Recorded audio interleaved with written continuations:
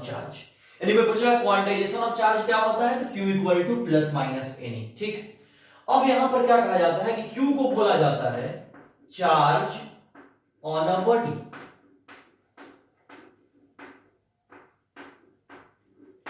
N को बोला जाता है, N को बोला जाता है कि charge on a body becomes integral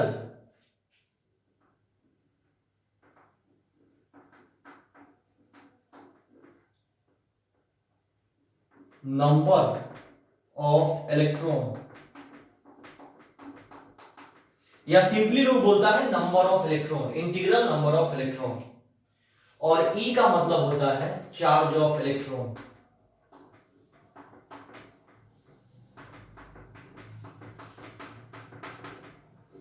ठीक, मतलब आपसे कोई पूछेगा कि क्वांटाइजेशन ऑफ चार्ज को डिफाइन करो, तो हम बोलेंगे कि चार्ज ऑन अ बॉडी, हम क्या बोलेंगे, charge on a body becomes equal to integral multiple of integral number of electron या integral multiple of charge of electron. इसको इंटीग्रल बोल दिए, एक मिनट, इंटीग्रल बोल दिए, या इसी को बोलो integral number of electron, integral या इसी को इंटीग्रल नंबर ऑफ इलेक्ट्रॉन बोल दिया। इसको ऐसे कर ले, इंटीग्रल बोलते हैं या बोलते हैं नंबर ऑफ इलेक्ट्रॉन, ऐसे समझ लें। ठीक, इंटीग्रल या नंबर ऑफ इलेक्ट्रॉन। यानी कोई पूछा क्वांटाइजेशन ऑफ चार्ज क्या होता है, तो बोलेंगे charge on a body becomes equal to integral multiple of electronic charge, इसी को बोलते हैं क्वांटाइजेशन ऑफ चार्ज। अब इसको इंटीग्रल क्यों बोला गया, क्योंकि नंबर ऑफ इलेक्ट्रॉन पॉजिटिव भी हो सकता है, इलेक्ट्रॉन कोई भी चार्ज का ट्रांसफॉर्मेशन पॉजिटिव भी हुआ है और निगेटिव से, देख यहां +7 ही निकाले तो बचा कितना, -7 ही, +5 ही निकाले बचा कितना, -5 ही, वैसे +n ही निकाले तो बचा कितना, -n ही। मतलब कि ये पॉजिटिव में भी है और निगेटिव में भी है, तो जो पॉजिटिव में भी होता है निगेटिव में भी होता है उसी को बोलते हैं इंटीजर, मतलब ये इंटीग्रल की तरह बिहेव कर रहा है, इसलिए Q बराबर +-n लिखा जाता है। मतलब कि charge on a body becomes equal to integral multiple of electronic charge is said to be quantization of charge.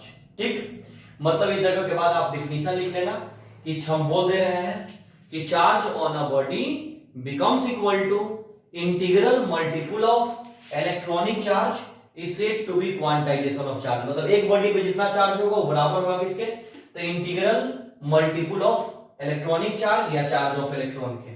ठीक है, इसमें कोई दिक्कत, ये बात समझ में आ गई।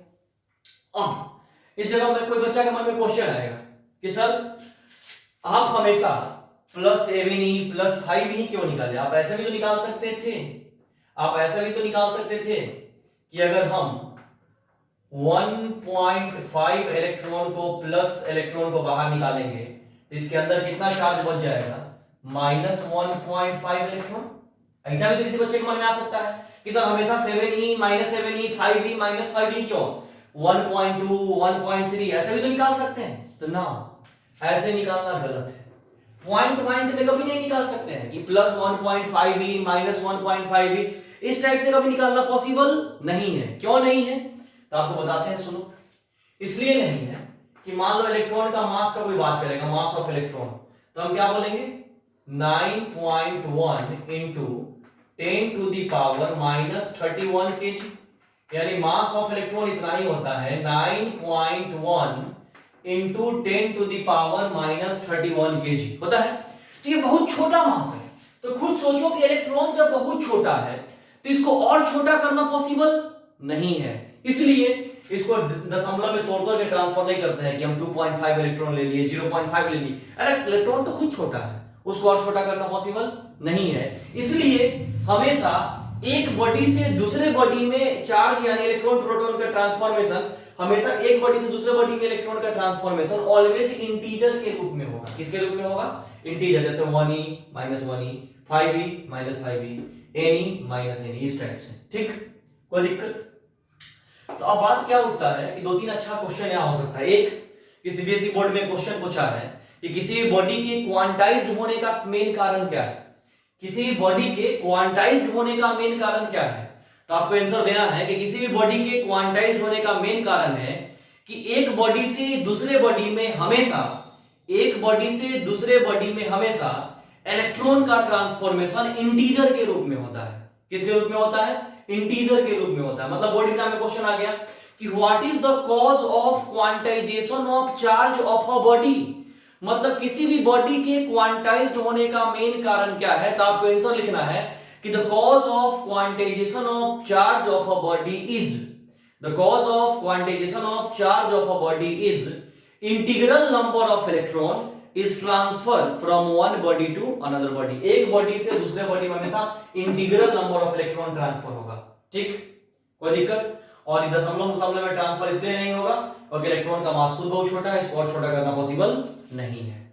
तो इतना बात पहले हमने कॉन्सेप्ट दे दिया, जो हम बोले अपने भाषा में अच्छे से नोट्स बना के लिख लेना, तुम्हारा बोर्ड एग्जाम में इसलिए हम कुछ बात को छोड़ नहीं रहे हैं। और ऐसा बना देंगे कि तुम लोग को लगेगा कि देर आया दुरुस्त आया, तुम लोग को लगा कि जो सिलेबस डील हो गया, कोई डील नहीं हुआ है। गिन करके अभी से भी हम लोग 140 क्लास में 12th का सिलेबस खत्म कर देंगे, ठीक है। क्योंकि आज तक हमने जितना साल 12th को पढ़ाया है, मुजफ्फरपुर शहर की बात कर रहे हैं, तकरीबन 4-5 हजार बच्चों को जरूर पढ़ाया होगा। आज तक एक बच्चा ऐसा नहीं मिला होगा जो कह दे कि 12th में अमन सर ने 1 नंबर का भी सिलेबस छोड़ दिया है, कभी भी। मतलब कोई सिलेबस में अधूरा नहीं रहता, आप निश्चित होकर के पढ़ाई करें, आपको पूरा मिल जाएगा, ठीक। कुछ बच्चे पैनिक होते हैं कि हाँ ये हो रहा है, कुछ नहीं हो रहा है। आपका एक बोर्ड एग्जाम देखिएगा नेक्स्ट ईयर, मेरे समझ से जुलाई अगस्त से पहले नहीं होगा, ठीक है। चलिए उससे हमको कोई मतलब नहीं है, हम आपका नवंबर लास्ट या दिसंबर फर्स्ट वीक तक सिलेबस खत्म कर देंगे, ठीक। ये बात आपको समझ में आ गई, जो बोले हुई समझ में आ गई। अब हम इसका कॉम्पिटिटिव पार्ट करेंगे, न्यूमेरिकल कर लेके चलेंगे। एक ऐसे आईआईटी ने इससे क्वेश्चन पूछा है, अब उसको करवाना है, ठीक। इसके लिए सबसे पहले इसको मिटाते हैं, फिर बात करते हैं।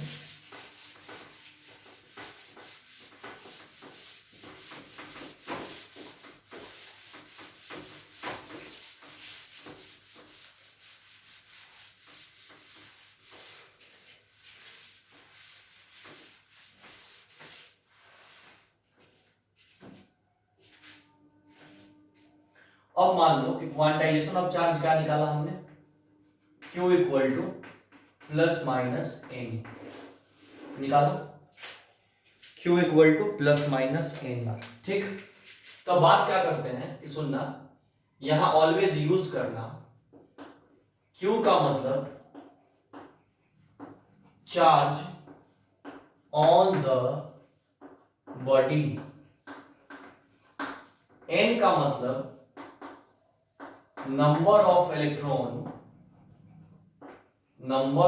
electron added or removed। Q का मतलब charge on the body, N का मतलब नंबर ऑफ इलेक्ट्रॉन एडेड और रिमूव्ड, और E का मतलब हुआ चार्ज ऑफ इलेक्ट्रॉन और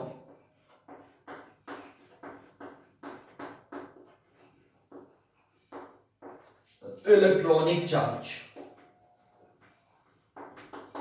गौर से देख लो, Q का मतलब charge on the body, N का मतलब नंबर ऑफ इलेक्ट्रॉन एडेड और रिमूव्ड, और E का मतलब क्या हुआ चार्ज ऑफ इलेक्ट्रॉन और चार्ज ऑफ इलेक्ट्रॉन और electronic charge, electron number of electron added और रिमूव्ड, E का मतलब चार्ज ऑफ इलेक्ट्रॉन और इलेक्ट्रॉनिक चार्ज, ठीक, कोई दिक्कत। फिर यहां पे बता दें कि चार्ज ऑफ इलेक्ट्रॉन का जो वैल्यू होता है ये -1.6 into 10 to the power -19 coulomb होता है, याद रखो। चार्ज ऑफ प्रोटॉन भी इतना ही होता है, ये चार्ज ऑफ इलेक्ट्रॉन है। चार्ज ऑफ प्रोटॉन कोई पूछेगा तो ये होता है +1.6 into 10 to the power -19 coulomb, ठीक। लेकिन याद रखना न्यूमेरिकल बनाने वक्त हम मैग्नीट्यूड में बनाएंगे, किसमें बनाएंगे, मैग्नीट्यूड, तो वहां माइनस लिखना गलत हो जाएगा। न्यूमेरिकल जब भी बनाएंगे तो वहां चार्ज ऑफ इलेक्ट्रॉन या प्रोटॉन दोनों, न्यूमेरिकल बनाने वक्त चार्ज ऑफ इलेक्ट्रॉन या प्रोटॉन दोनों हम डायरेक्ट क्या यूज करेंगे 1.6 into 10 to the power -19 coulomb. ये याद रखिएगा कि ऐसे होता ये माइनस में है ये प्लस में, लेकिन मैंने आपको बताया है magnitude is always taken to be positive, तो न्यूमेरिकल बनाने वक्त हम डायरेक्ट इसको यूज करेंगे, मतलब कि 1.6 into 10 to the power -19 coulomb, ठीक। इसमें कोई दिक्कत नहीं होना चाहिए बच्चा, ये जो बताया एकदम समझ में आ गया, 100% क्लियर है, इसमें कोई दिक्कत, ठीक। चलो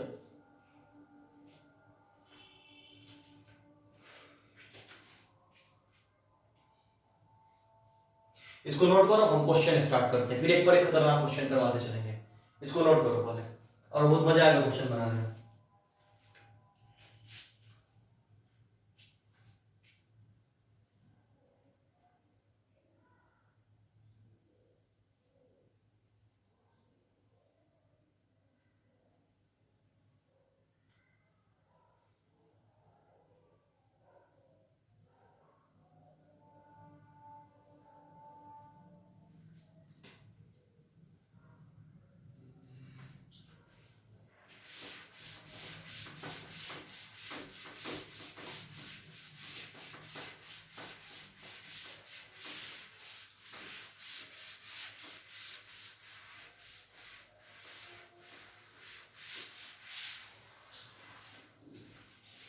चलिए अब गौर करिएगा, जब ये बात हो गया आपका क्वेश्चन स्टार्ट करते हैं। पहले एक सिंपल क्वेश्चन बनाइए, एक क्वेश्चन लिखिए कि वी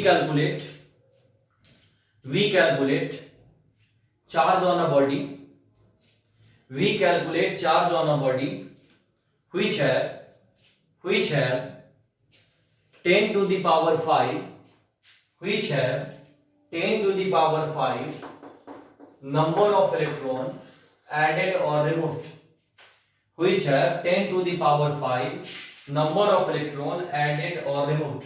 बहुत आसान क्वेश्चन, इतना आसान हम करवाते नहीं, स्क्रीन पॉज करके बना लेना, लेकिन कुछ नए बच्चे हैं इसलिए हम ऐसे स्टार्ट कर रहे हैं, फिर तुरंत हम लेवल बढ़ा देंगे। तो Q इक्वल टू हम पढ़े हैं प्लस माइनस ए नहीं, लेकिन हम तुरंत पढ़ा है मैग्नीट्यूड में माइनस यूज नहीं होता है, तो मैग्नीट्यूड में न्यूमेरिकल बनाने को डायरेक्ट यूज करेंगे। Q इक्वल टू एनी, तो n दे दिया है हमें 10 टू द पावर 5, तो E का वैल्यू हमको पता है कि क्या यूज करना है। तो न्यूमेरिकल बनाने में बोले थे कि माइनस माइनस नहीं लगाना, डायरेक्ट लिखेंगे 1.6 into 10 to the power minus 19, सॉल्व कर देंगे तो Q कितना आ जाएगा, ये बेस सेम है तो क्या हो जाएगा 1.6 into 10 to the power minus 19 और 5 घटाइएगा तो क्या हो जाएगा माइनस 14, 14 5 19, ठीक, इतना कूलम हो जाएगा। बेसिक था ये। चलो अब एक अच्छा क्वेश्चन बनाते हैं, इसको नोट कर लो, और एक अच्छा क्वेश्चन बनाते हैं, आईआईटी में पूछा हुआ है ये क्वेश्चन, 2000 के आसपास शायद इसमें पूछा है। क्वेश्चन है कि we calculate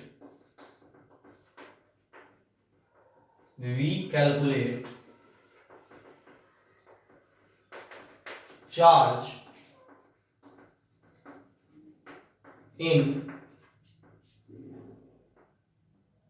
100 gram water situated, we calculate charge in 100 gram water situated in a cup, we calculate charge in a 100 gram water situated in a cup। मतलब किसी कप में 100 ग्राम पानी स्थित है, तो उसमें टोटल नंबर ऑफ चार्ज कितना होगा ये निकाल के दिखा, ठीक है, और बताना को चार्ज पॉजिटिव है ना, अभी सीधा से चार्ज निकाल पॉजिटिव डिपार्टमेंट सीधा कि we calculate charge in 100 gram water situated in a cup. बनाना बहुत सिंपल है, आपको हम 10 सेकंड समय दे रहे हैं, क्वेश्चन लिख लो पहले, फिर सोचो, आप स्क्रीन पॉज करके हम अभी तुरंत बना देंगे।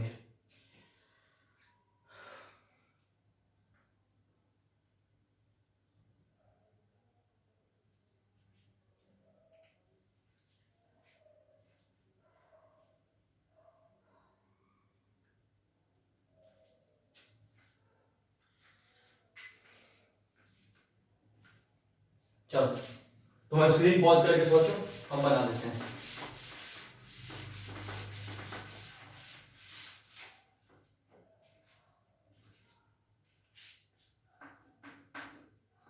मान लो वाटर को हम बोले H2O, बोले कोई दिक्कत, तो सोच हाइड्रोजन का एटॉमिक नंबर 1, तो 2 हाइड्रोजन है तो 2 हो जाएगा, और ऑक्सीजन 1 है 8 यानी ये 10, यानी वाटर का एटॉमिक नंबर 10 होता है।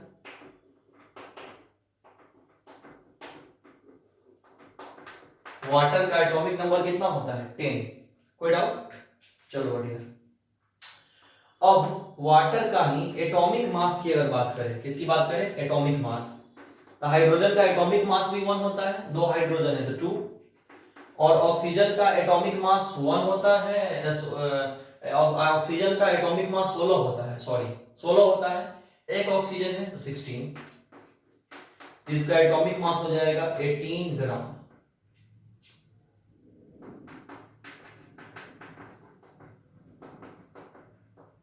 बहुत बेसिक है, सिंपल समझ ले। वाटर का एटॉमिक नंबर ये 6-7 के बच्चा को पता होता है, और ये वाटर का एटॉमिक मास ये 6-7 के बच्चा को पता होता है, ये भी बहुत खतरनाक बात नहीं लिखनी है, तुमको समझ में आ जाएगा, ठीक। अब हम बात करते, सुनना कि केमिस्ट्री वाले सर ने आप लोग को मोल कॉन्सेप्ट में पढ़ाया होगा नंबर ऑफ इलेक्ट्रॉन निकालना,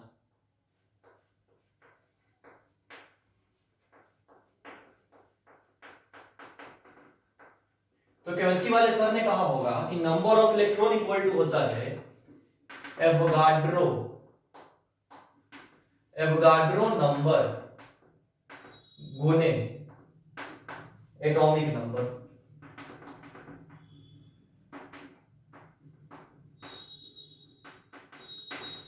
नंबर ऑफ इलेक्ट्रॉन का मतलब क्या होता है? एवोगाड्रो नंबर गुने एटॉमिक नंबर। तो बात करते हैं नंबर ऑफ इलेक्ट्रॉन हमें निकालना है, तो नंबर ऑफ इलेक्ट्रॉन को n से डिनोट करेंगे। तो एवोगाड्रो नंबर सारे बच्चों को पता है लगभग 6 into 10 to the power 23 होता है। इसमें मेरे समझ से तो कोई दिक्कत नहीं होगा। और पानी का एटॉमिक नंबर कितना है? 10, यानी नंबर ऑफ इलेक्ट्रॉन कितना आ गया? 6 into 10 to the power 24 आ गया। तो नंबर ऑफ इलेक्ट्रॉन निकल गया। तो इस वक्त एटॉमिक मास कितना था? 18 ग्राम। तो हम इसको ऐसे लिख सकते हैं, देख कि 18 ग्राम वाटर में इतना नंबर ऑफ इलेक्ट्रॉन, इतना नंबर ऑफ इलेक्ट्रॉन। खुद सोच बच्चा कि 18 ग्राम वाटर में इतना नंबर ऑफ इलेक्ट्रॉन।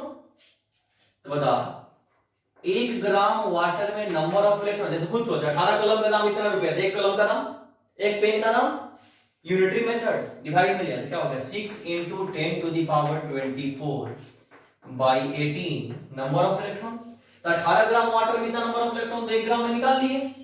तो हमें तो क्वेश्चन बोल रहा है 100 ग्राम, 100 ग्राम में नंबर ऑफ इलेक्ट्रॉन आ गया। 100 gram water number of electron कितना हो जाएगा? 6 into 10 to the power 24 by 18 into 100 number of electron.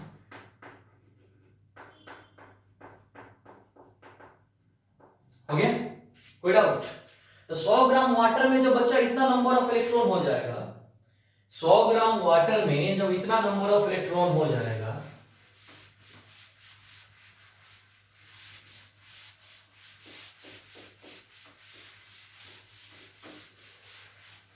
तो खुद सोच लो number of electron in 100 gram water.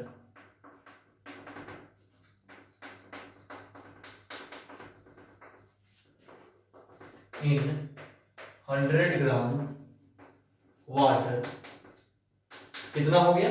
ये 2 जीरो और ऐड हो गए, 6 हो जाएगा, और 6 बटा 3 मतलब क्या हो जाएगा? 1/3 into 10 to the power 26 हो गया। 6 3 18 बढ़िया। इसमें कोई डाउट? आप लोग सॉल्व करते रहना। तो अब चार्ज निकालना है, तो चार्ज निकालना कोई टफ है क्या?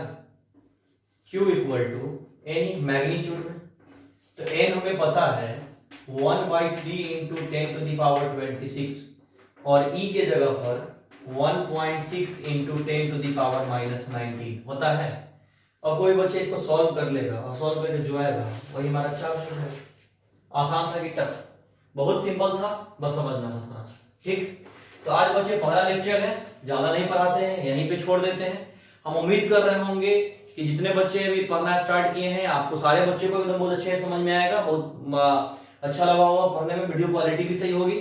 ठीक है, अब नेक्स्ट में 1-2 क्वेश्चन इस पर और करा के अगले वीडियो में कूलम्ब्स लॉ पढ़ाएंगे, बहुत इंपॉर्टेंट टॉपिक है।